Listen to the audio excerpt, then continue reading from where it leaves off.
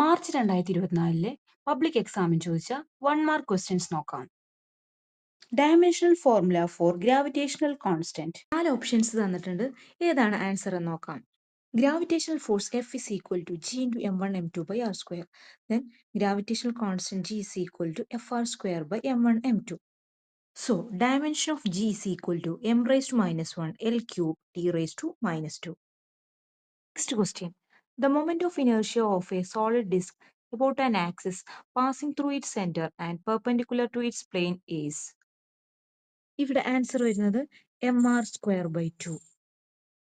ഷേപ്പിലുള്ള ഒബ്ജക്റ്റുകളുടെ moment of inertia നോക്കാം.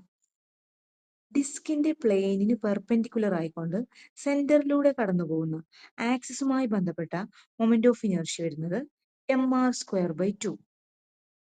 എന്നാൽ ഡിസ്കിന്റെ ഏത് ഡയമീറ്റർ എടുത്തു കഴിഞ്ഞാലും അതുമായി ബന്ധപ്പെട്ട മൊമെന്റ് ഓഫ് ഇനർഷ്യയാണ് mr²/4. റിംഗ് അതുപോലെ തന്നെ ഹൂപ്പ് രണ്ടിലും സെൻട്രൽ ആക്സിസുമായി ബന്ധപ്പെട്ട മൊമെന്റ് ഓഫ് ഇനർഷ്യയാണ് mr².